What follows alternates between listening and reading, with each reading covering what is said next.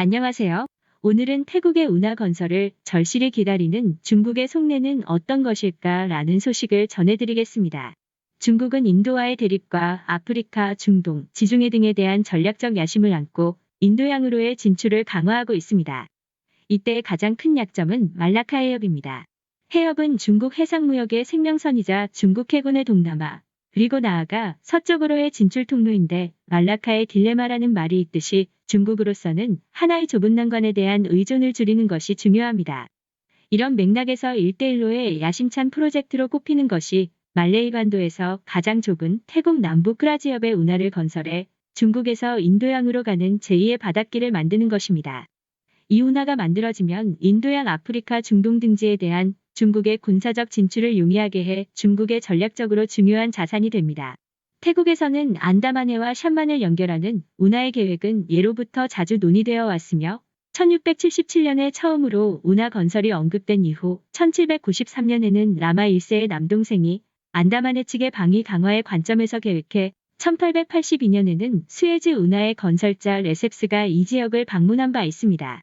1973년에는 미국, 프랑스, 일본, 태국 4개국이 합동으로 평화적 핵폭발을 이용한 운하 건설을 제안했지만 실현되지 않았습니다. 최근에 태국 국내의 움직임을 보면 태국 정치 지도자들 사이에 운하 계획의 지지가 퍼지고 있는 것 같습니다. 프라윕 총리는 건설 여부는 다음 정권에 맡기겠다고 밝혔으나 국가안전보장회의 등의 면밀히 사업 가능성에 대한 조사를 지시한 것으로 알려졌습니다. 정치적 관심의 유무에 관계없이 실제로 건설 계획을 추진해온 것은 태국 운하협회로 협회는 주로 퇴역 군인을 중심으로 조직되어 남부의 주민들을 상대로 개발 활동을 하는 동시에 정부의 로비 활동을 하고 있다는 것입니다. 태국에서 운하 계획이 가시화된 것은 말라카 해협이 소화할 수 있는 선박량이 한계에 가까워지고 있기 때문입니다. 게다가 태국 운하가 생기면 항행거리가 1000km 이상 짧아져 운임이 저렴해집니다. 이는 말라카 해협에 기댈 수밖에 없는 많은 국가도 희소식이 아닐 수 없습니다. 태국으로서는 운하가 건설되면 경제적 효과를 기대할 수 있다고 보고 있습니다. 구체적으로는 운하의 양끝에 공업단지나 물류의 거점을 건설할 계획이 있습니다. 태국 경제에 새로운 기폭제로 하려는 기대가 있는 것 같습니다. 중국에게는 항로가 짧아지는 경제상의 이점 외에 앞에서 말한 바와 같이 전략상의 이점이 큽니다. 태국 운하가 완공되면 중국 해군이 인도양, 아프리카, 중동 등으로 진출하기 쉬워져 인도와의 대결에서 유리해지는 동시에 중국의 군사적 위상을 높이게 됩니다.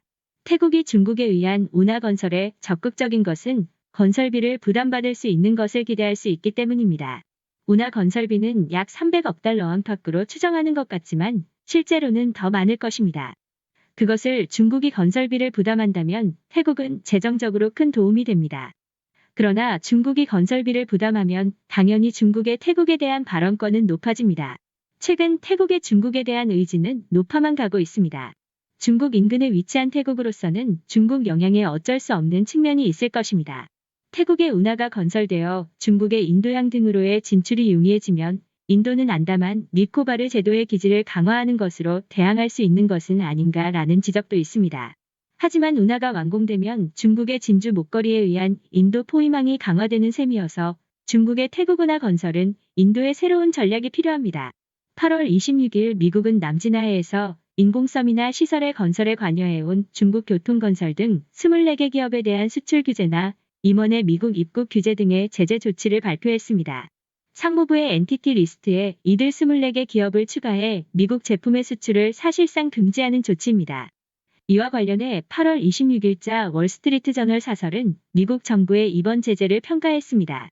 제재 조치는 직접적인 효과는 크지 않지만 중국의 남중국해 정책 코스트를 끌어올리는 것과 동시에 동남아시아의 많은 국가가 이러한 문제 기업에 대해 신중한 대응을 하게 할 것이다라고 했습니다.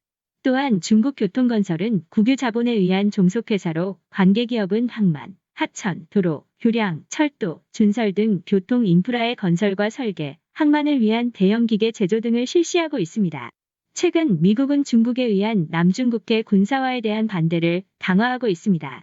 7월 13일은 중국의 남중국해 구단선 등 영유권 주장 등을 비합법으로 한 2016년 7월 12일 헤이그 중재재판소 판결 4주년이 되는 날 다음 날이었지만 이날 폼페오 국무장관은 성명을 내고 중국이 남중국해를 자신의 해양 제국으로 취급하는 것을 세계는 인정하지 않는다고 말하는 동시에 중재재판소의 판결에 미국의 입장과 일치한다고 말했고 중국의 주장은 전면적으로 비합법이라고 부인했습니다.